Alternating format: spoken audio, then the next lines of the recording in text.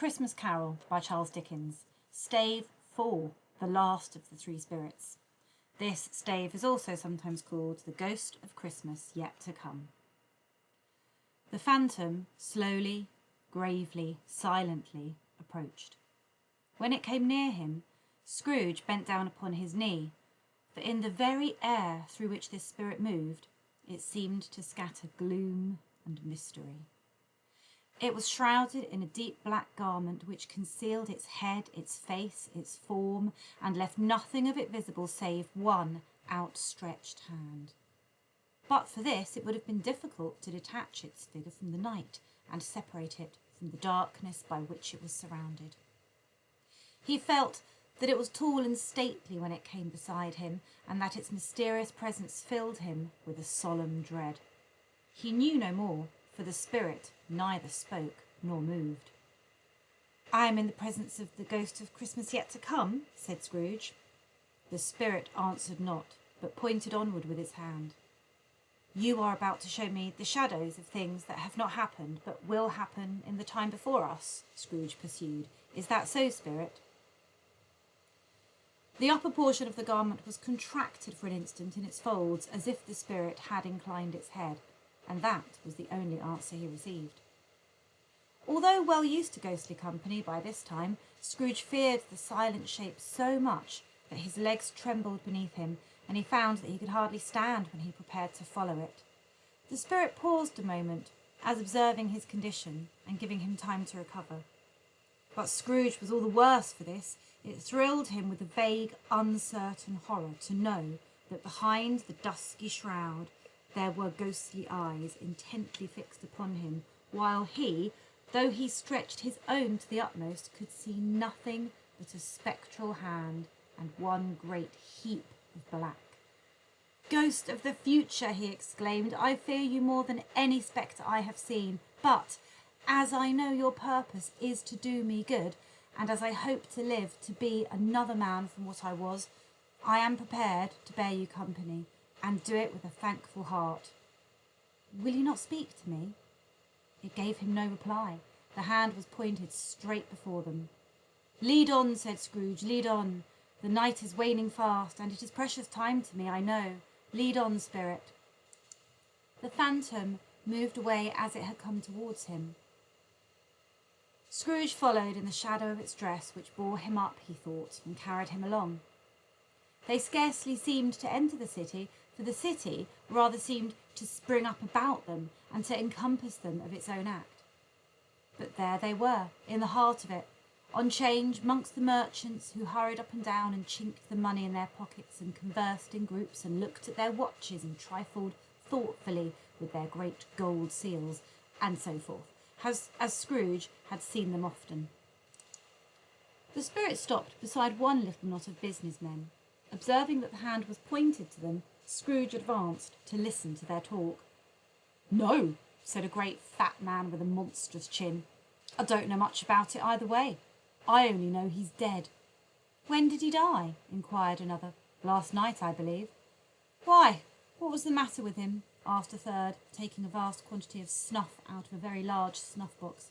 "I thought he'd never die." "God knows," said the first with a yawn. "What has he done with his money?" asked a red-faced gentleman with a pendulous excrescence on the end of his nose that shook like the gills of a turkey cock. "I haven't heard," said the man with the large chin, yawning again. "Left it to his company, perhaps? He hasn't left it to me, that's all I know." This pleasantry was received with a general laugh. "It's likely to be a very cheap funeral," said the same speaker, "for upon my life I don't know of anybody to go to it. Suppose we make up a party and volunteer?" "I don't mind going if a lunch is provided," observed the gentleman with the excrescence on his nose. "But I must be fed if I make one." Another laugh. "Well, I'm the most disinterested among you after all," said the first speaker, "for I never wear black gloves and I never eat lunch. But I'll offer to go if anybody else will. When I come to think of it, I'm not at all sure that I wasn't his most particular friend, for we used to stop and speak whenever we met. Bye-bye." Speakers and listeners strolled away and mixed with other groups. Scrooge knew the men and looked towards the spirit for an explanation. The phantom glided on into a street, its finger pointed to two persons meeting. Scrooge listened again, thinking that the explanation might lie here. He knew these men also perfectly. They were men of business, very wealthy and of great importance, and he had made a point of always standing well in their esteem, in a business point of view, that is, strictly in a business point of view. "How are you?" said one. "How are you?" returned the other. "Well," said the first, "Old Scratch has got his own at last, hey?" "So I'm told," returned the second. "Cold, isn't it?" "Seasonable for Christmas time. You're not a skater, I suppose?" No, something else to think of. Good morning." Not another word. That was their meeting, their conversation, and their parting. Scrooge was at first inclined to be surprised that the spirit should attach importance to conversations apparently so trivial, but feeling assured they must have some hidden purpose, he set himself to consider what it was likely to be. They could scarcely be supposed to have any bearing on the death of Jacob, his old partner, for that was past, and this ghost's province was the future. Nor could he think of anyone immediately connected with himself to whom he could apply them.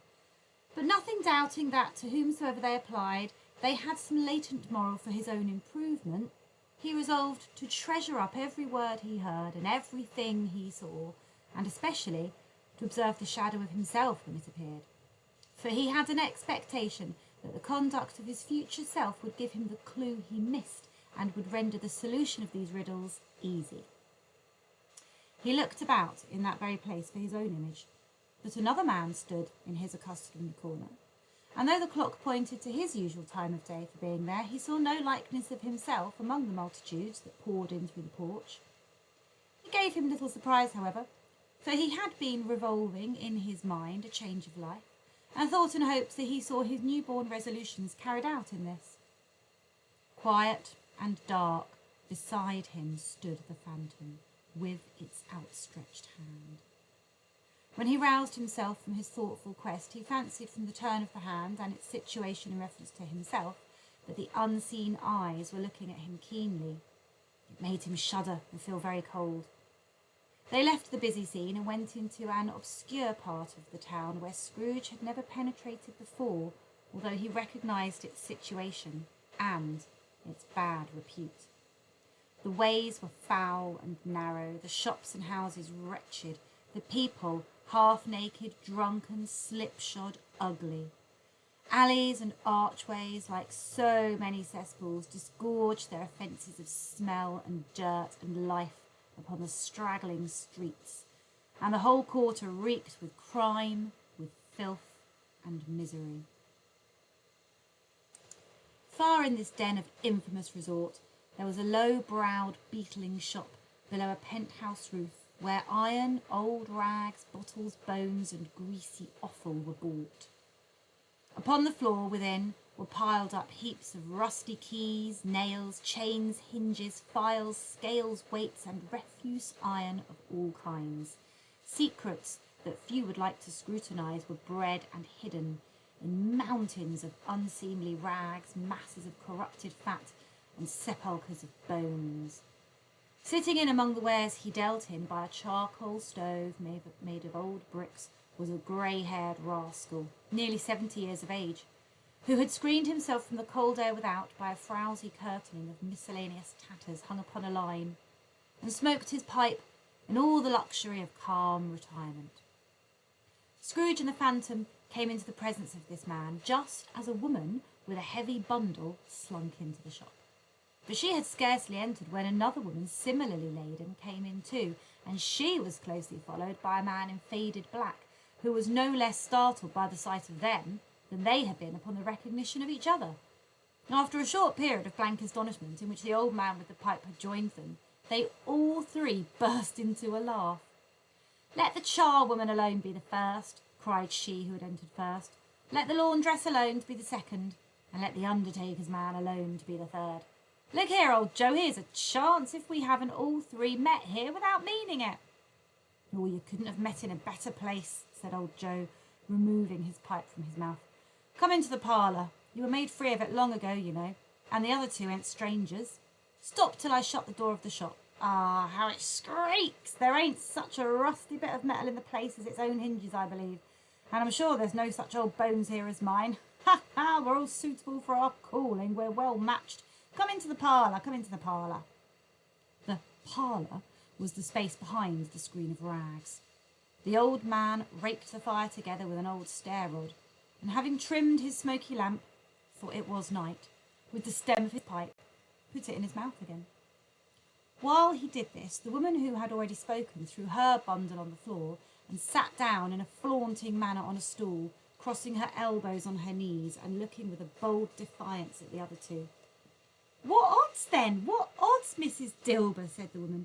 "Every person has a right to take care of themselves. He always did." "That's true indeed," said the laundress, "no man more so." "Why then, don't stand staring as if you was afraid, woman. Who's the wiser? We're not going to pick holes in each other's coats, I suppose." "No, indeed," said Mrs. Dilbert and the man together. "We should hope not." "Very well, then," cried the woman, "that's enough. Who's the worse for the loss of a few things like these? Not a dead man, I suppose." "No, indeed," said Mrs. Dilber, laughing. "If he wanted to keep him after he was dead, a wicked old screw," pursued the woman. "Why wasn't he natural in his lifetime? If he had been, he'd have had somebody to look after him when he was struck with death, instead of lying gasping out his last there, alone by himself." "It's the truest word that ever was spoke," said Mrs. Dilber. "It's a judgment on him." "I wish it was a little heavier one," replied the woman. "And it should have been, you may depend on it, if I could have laid my hands on anything else. Open that bundle, old Joe, and let me know the value of it. Speak out plain. I'm not afraid to be the first, nor afraid for them to see it. We knew pretty well that we were helping ourselves before we met here, I believe. It's no sin. Open the bundle, Joe." But the gallantry of her friends would not allow of this, and the man in faded black, mounting the breech first, produced his plunder. It was not extensive. A seal or two, a pencil case, a pair of sleeve buttons, and a brooch of no great value were all. They were severally examined and appraised by old Joe, who chalked the sums he was disposed to give for each upon the wall, and added them up into a total when he found there was nothing more to come. "That's your account," said Joe, "and I wouldn't give another sixpence if I was to be boiled for not doing it.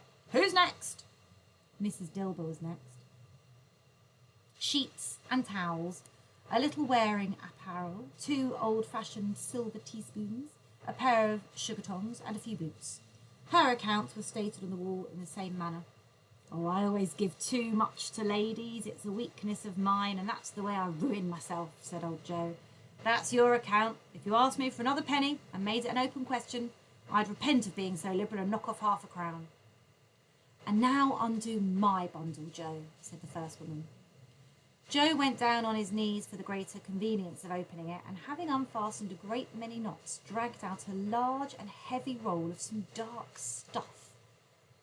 "What do you call this?" said Joe. "Bed curtains." "Ah," returned the woman, laughing and leaning forward on her crossed arms. "Bed curtains." "You don't mean to say you took 'em down, rings and all, with him lying there?" said Joe.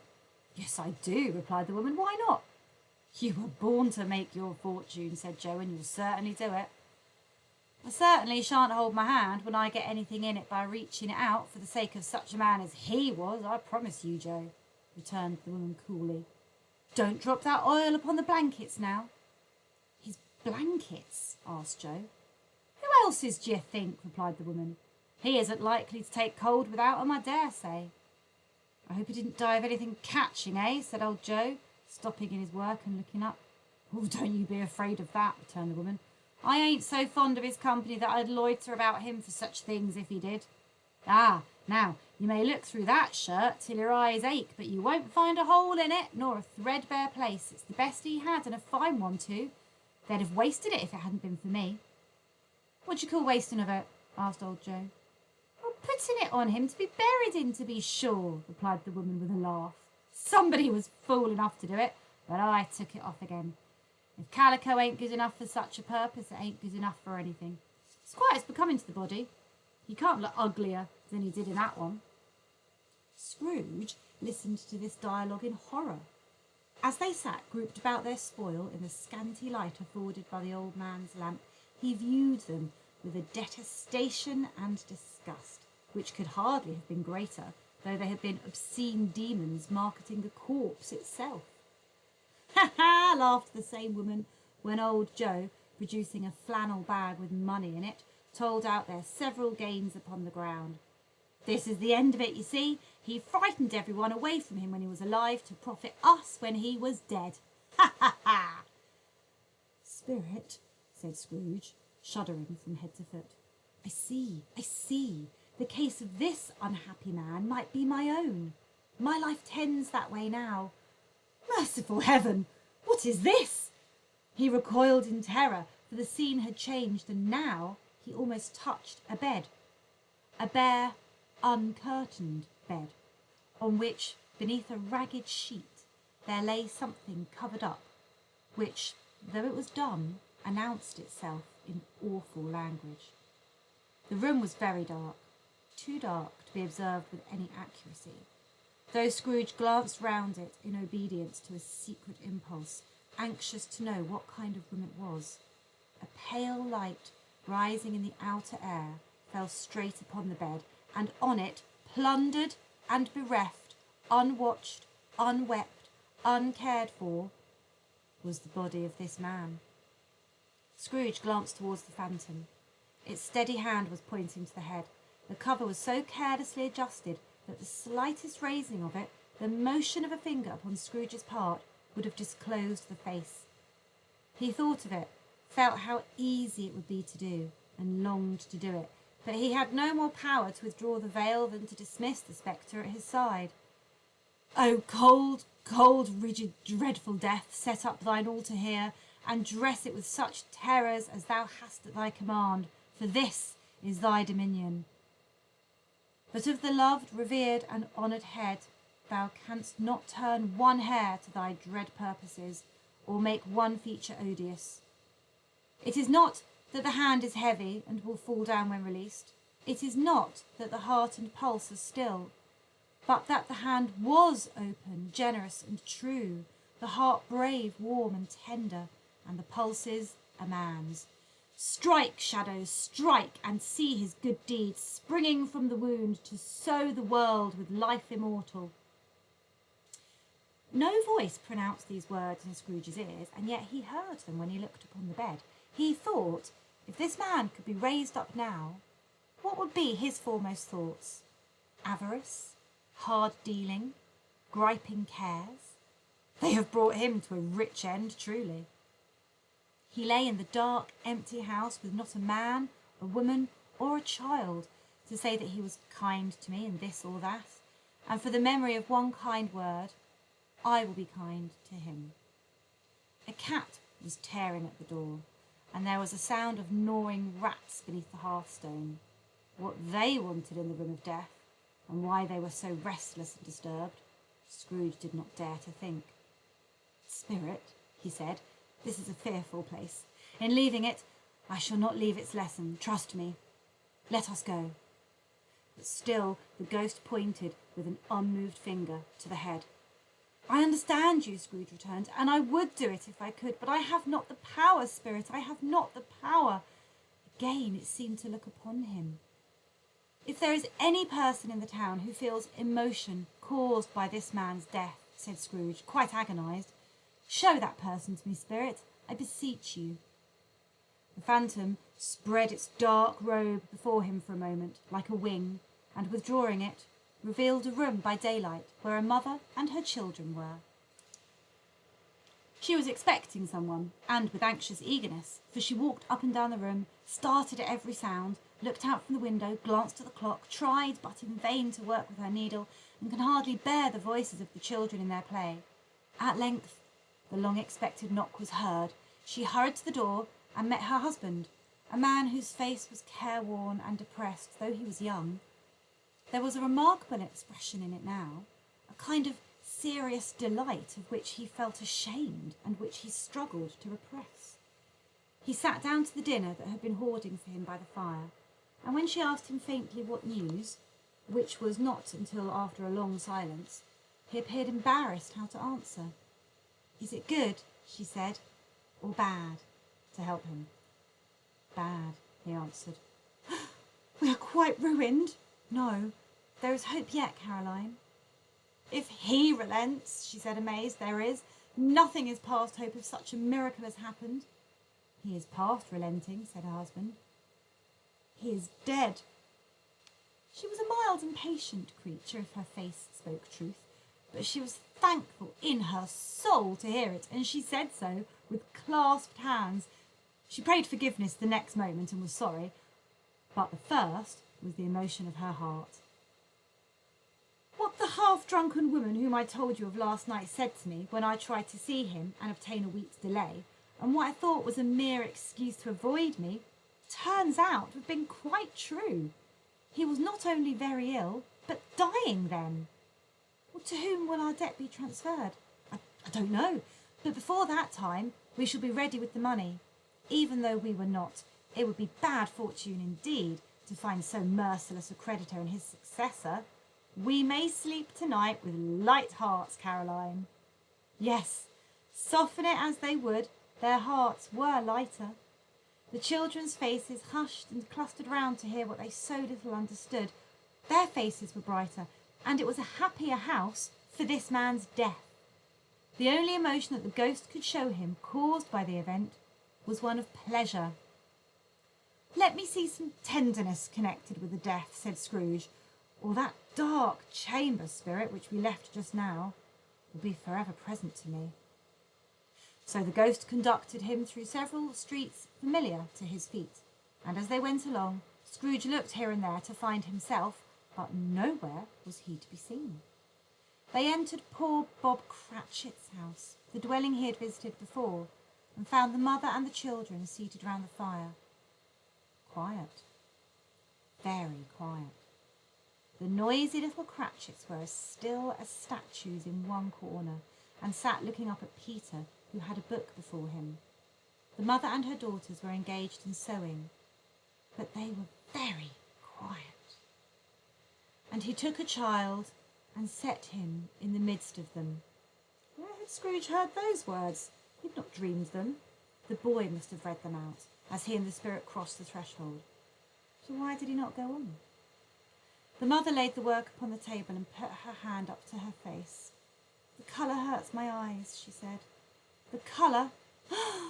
Oh, poor Tiny Tim! They're better now again, said Cratchit's wife.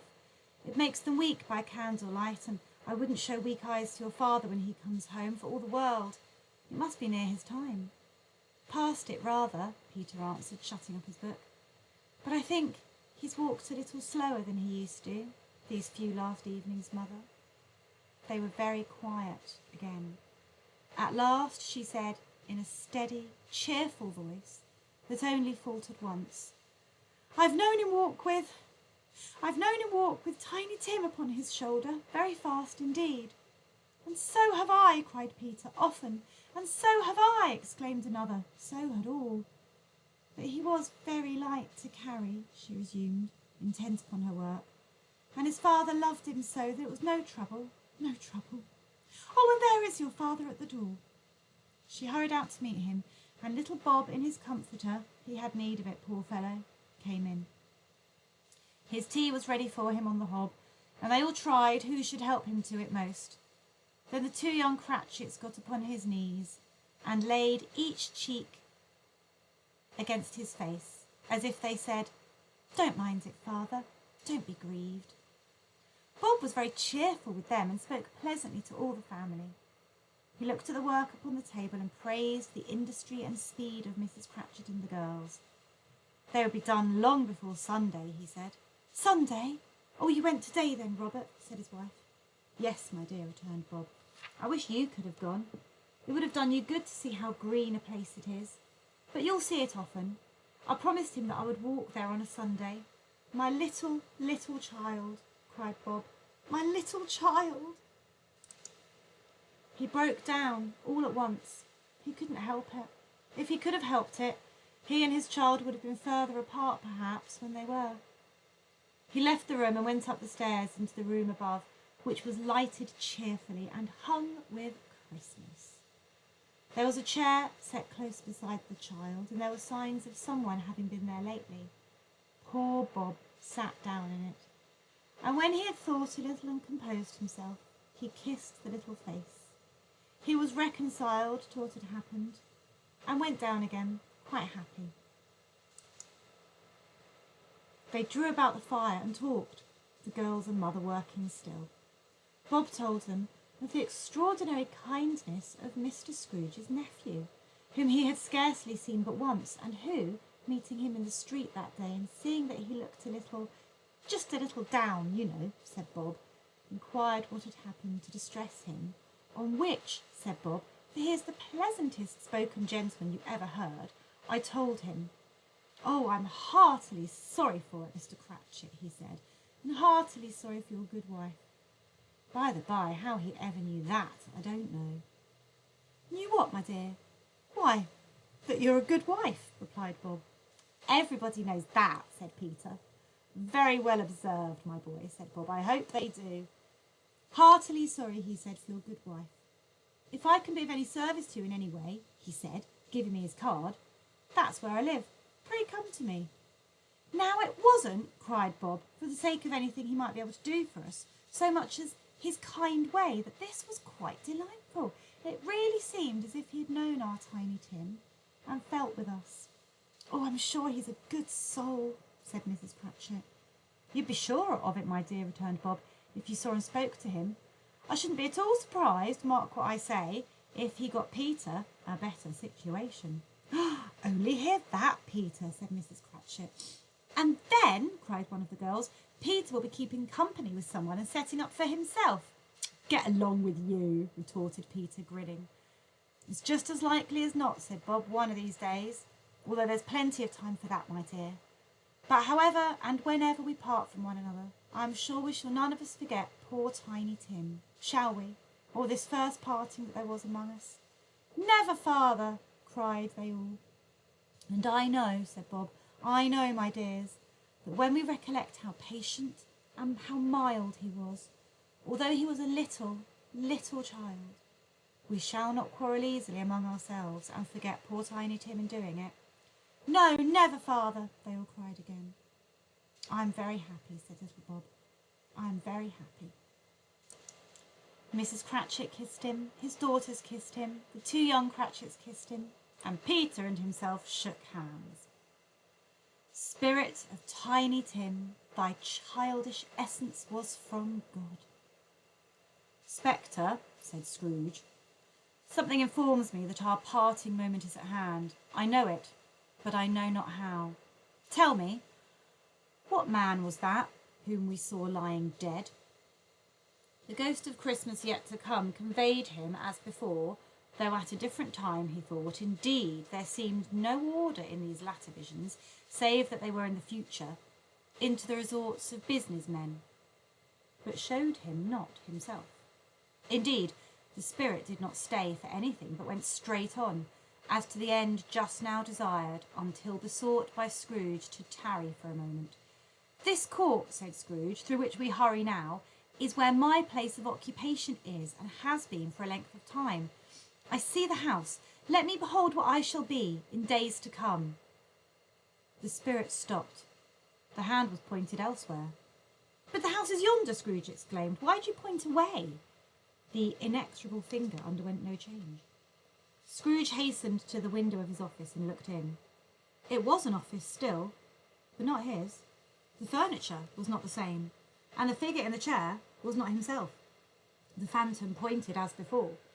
He joined it once again, and wondering why and whither he had gone, accompanied it until they reached an iron gate. He paused to look round before entering. The churchyard. Here then the wretched man whose name he had now to learn lay underneath the ground. It was a worthy place, walled in by houses, overrun by grass and weeds, the growth of vegetation's death, not life, choked up with too much burying, fat with repleted appetite, a worthy place. The spirit stood among the graves and pointed down to one. He advanced towards it, trembling. The phantom was exactly as it had been, but he dreaded that he saw new meaning in its solemn shape. Before I draw nearer to that stone to which you point, said Scrooge, answer me one question. Are these the shadows of the things that will be, or are they shadows of things that may be only? Still the ghost pointed downward to the grave by which it stood. Men's courses will foreshadow certain ends, to which, if persevered in, they must lead, said Scrooge. But if the courses be departed from, the ends will change. Say it is thus with what you show me. But the spirit was immovable as ever. Scrooge crept towards it, trembling as he went, and following the finger, read upon the stone of the neglected grave his own name, Ebenezer Scrooge. Am I that man who lay upon the bed? He cried, upon his knees. The finger pointed from the grave to him and back again. No, spirit, oh no, no! The finger was still there. Spirit, he cried, touching at its rope. Hear me! I am not the man I was. I will not be the man I must have been but for this intercourse. Why show me this if I am past all hope? For the first time, the hand appeared to shake. Good spirit, he pursued, as down upon the ground he fell before it. Your nature intercedes for me and pities me. Assure me that I yet may change the shadows you show me by an altered life. The kind hand trembled. I will honour Christmas in my heart and try to keep it all the year. I will live in the past, the present and the future. The spirit of all three shall strive within me. I will not shut out the lessons that they teach. Oh, tell me that I may sponge away the writing on this stone. In his agony he caught the spectral hand. It sought to free itself, but Scrooge was strong in his entreaty and detained it. The spirit, stronger yet, repulsed him. Holding up his hands in a last prayer to have his fate reversed, he saw an alteration in the phantom's hood and dress. It shrunk, collapsed, and dwindled down into a bedpost.